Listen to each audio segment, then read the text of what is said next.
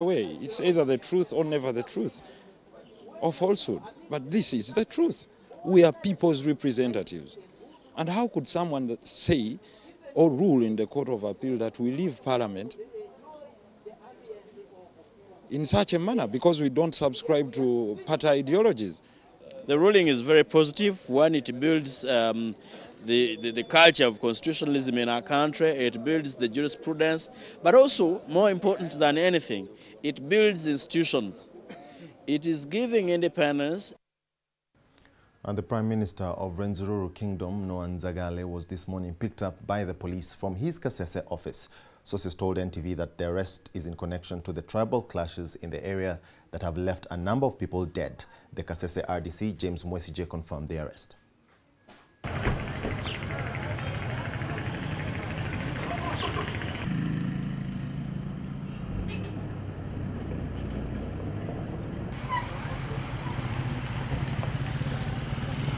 But to me, I think police want to be helped by the Prime Minister because the allegations are that the people who are attacked, Bundubujo, the people who have been in these attacks, the Mango, the Businga, the youth of the Businga Rwenzururu are mentioned everywhere. So, to me, I think police wants to get information from the Prime Minister about the Mango. In related developments, the Omusinga of Rwenzururu, Charles Mumbere, has condemned the arrest of his premier, Noah Ntagali. He says the government should go slow on the arrests in the area. It is very unfortunate. I don't think the Omusinga is very happy to hear that the Prime Minister of the Omusinga is under arrest without even consulting us. And then after his arrest this morning, then we'll start getting threats that the police, the army, they are coming to attack the palace to pick up the Musinga. Until we find it very difficult that could cause another bloodshed. Because if they use force to attack the palace with intention to arrest the Musinga, I don't think that my security would accept it. They would rather put their lives on the line of death. No, I won't accept it. Cultural leaders are not made, are born, and are put there by people, not by the government. So the government, I would like to advise it to be very careful.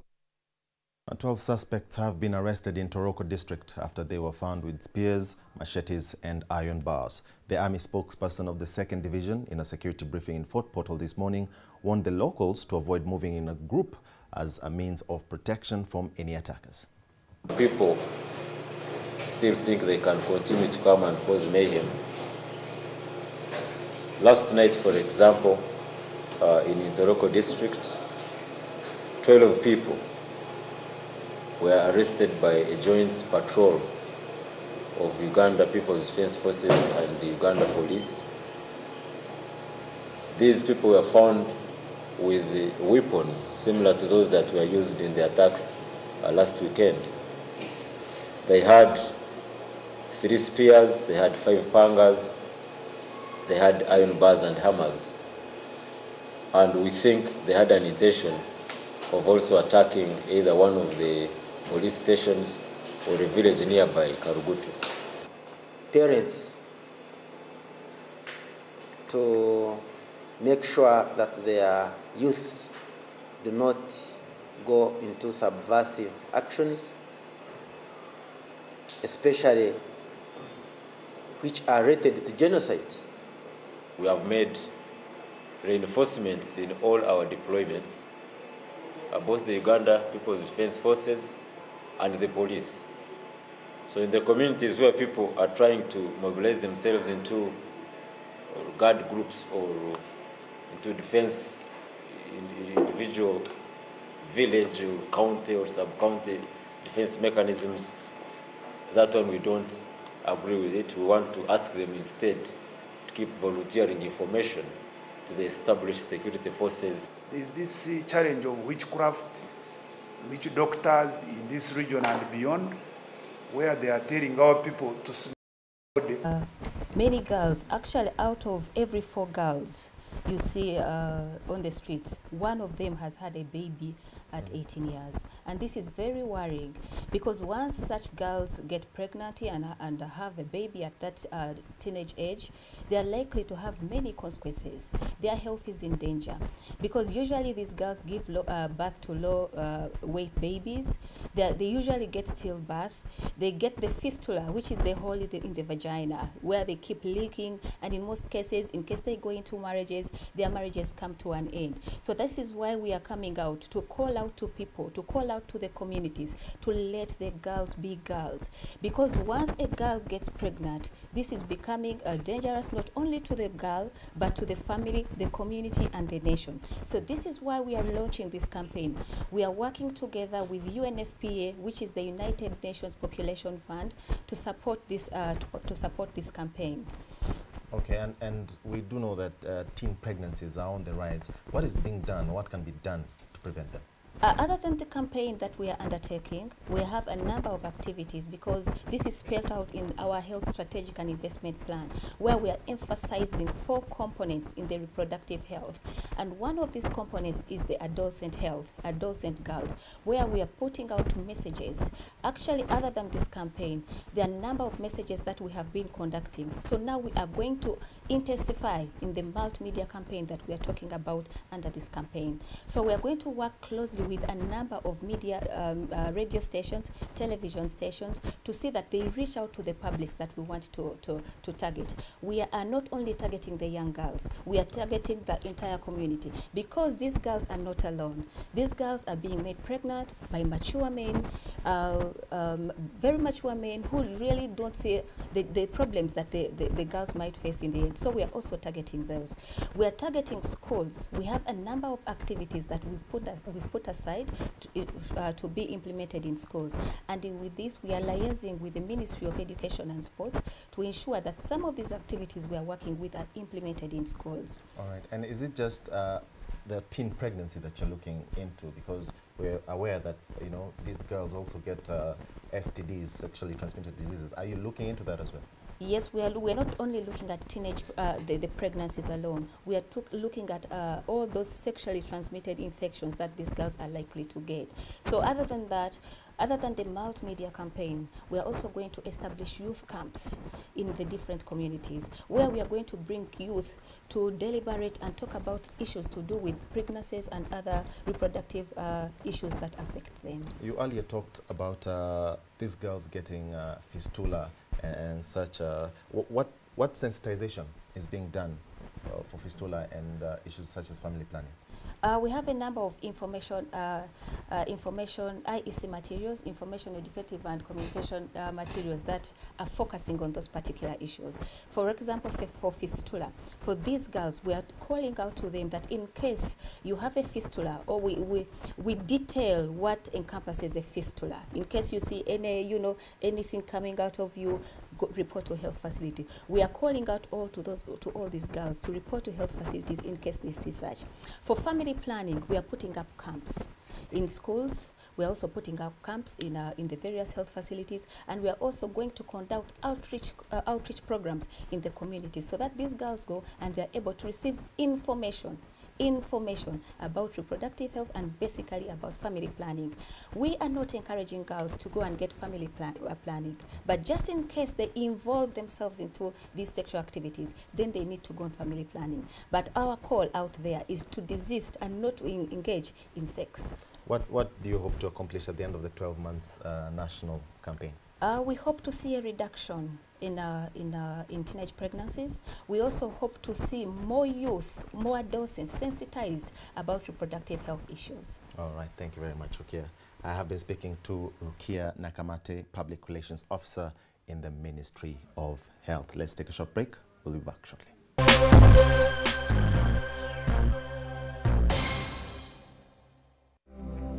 Our contractors' all-risk policy covers your contract works, workers, equipment and machinery for every unforeseen loss or damage. Let's shield your projects. Insurance Company of East Africa, ICEA, standing by you. On the next episode, brought to you by... At Orange, we know you want to do more on the internet. That's why we bring you happy hour day and night. La Patrona. I didn't see. I don't know who did it. I wouldn't want Macario as my enemy. Been loyal just like him. And you remind me more and more of my mother. Don't you see? They did the same to her as they did to my mom, and I wasn't there to help. Look for David. You have to stop him or else he'll kill him. Ponzia, please help me.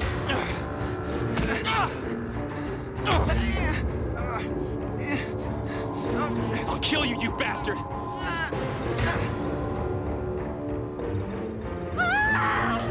La Patrona.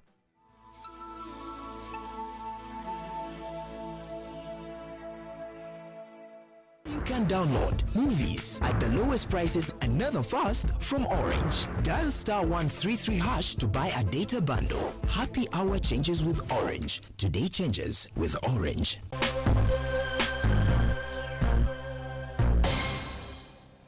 Welcome back. Former national football official Chris Mubiru has appeared at the Buganda Road Court today for a case in which he is accused of engaging in acts of homosexuality which are against the order of nature. Now, journalists and the public were denied access to the chambers where the proceedings were taking place. On 16th December last year, police picked up Mubiru from his residence in Kampala after sections of the media published photos said to be of him sexually molesting male and female youth.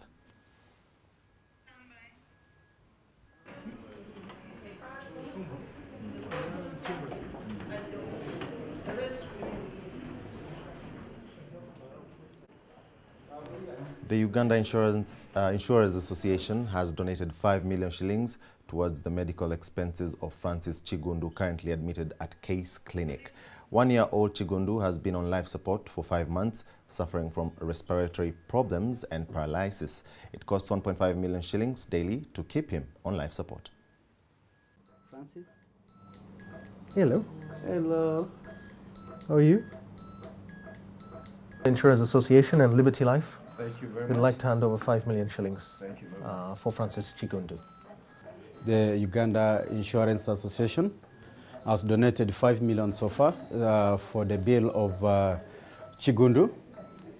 And so far, this is the biggest donation that we have gotten from corporate organizations. But this is primarily from the fact that as health insurers and life insurers in this market, we are profit-making organizations, and one of our themes as the UIA and Liberty Life is that we should look at the welfare of others who are not fortunate enough to get the best treatment possible for them to survive.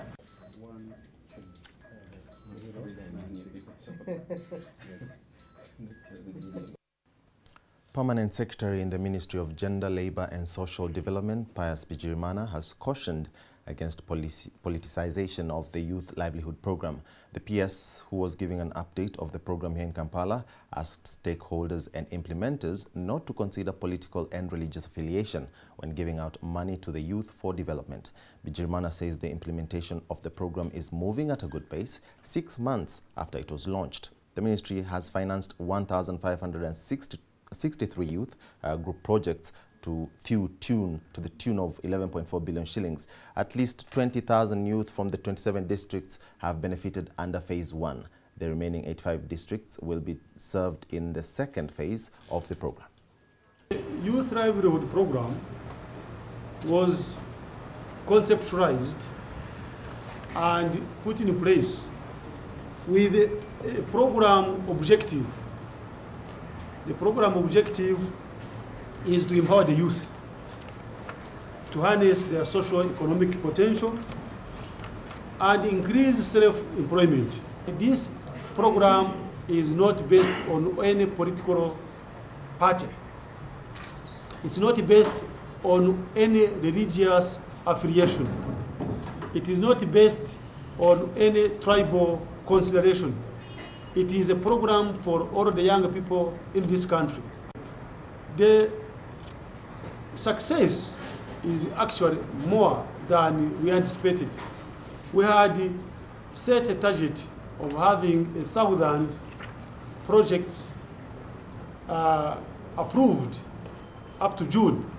But surprisingly, we have gone beyond that. We have had 1,563 youth groups approved and financed. Telecom firms say that data will still offer them a stable frontier of growth given the evolving interest in internet usage among subscribers in the country. Airtel's Managing Director, Arindam Chakrabarti, emphasized this at the launch of Switch On, which allows subscribers to borrow, share and load data using a data scratch card in one product. Right? We are launching features. So first feature we are launching is to say convert your scratch into data immediately without trying to convert scratch to airtime or talk time and then convert to data. Right? The second point, convert your Airtel money to data anytime, anywhere for any amount. Okay, clear? Third, you don't have scratch, you don't have Airtel money, always take loan from Data Biraco, which is interest free. You use, and when you load or top up again, we will deduct exactly that amount which you have taken. Not a shilling more, not a shilling less. Clear? Fourth part, gifting. When you want to gift or me to you, you can always give data in whatever size, whatever volume to any of your friends, relatives, family members. And the last, but I think which is very critical, and I'm sure it will get very appreciated, is multi-surf. In sports, Holland manager Louis van Gaal has revealed that two players had refused to take the first penalty after their shootout defeat by Argentina last night. The Dutch could not repeat their the quarter-final shootout heroics against Costa Rica as Aston Villa defender Ron Vlaar missed Holland's first kick and Wesley Sneijder also failed to score. Netherlands coach Louis van Gaal says two of his players refused to take the first penalty in their World Cup semi-final shootout defeat by Argentina. Defender Ron Vlaar stepped up, but Sergio Romero, a player who was taught how to stop penalties by Van Gaal at AZ Alkmaar, saved his kick. The last fought tie in Sao Paulo was decided by penalties following a goalless draw where both sides barely threatened in an uninspiring 120 minutes. The Dutch scored all four of their spot kicks to beat Costa Rica in the quarterfinal shootout when captain Robin van Persie converted their first effort. But with the Manchester United striker substituted in extra time, Van Gaal was forced to turn to Aston Villa centre-back Vlaar. His low effort was stopped by Romero, who then denied Wesley Sneijder as the Dutch missed two of their four penalties. Van Gaal's side now face Brazil in Saturday's third-place playoff in Brasilia. It's in, and Argentina are real-bound. The South American World Cup has a South American finalist after all.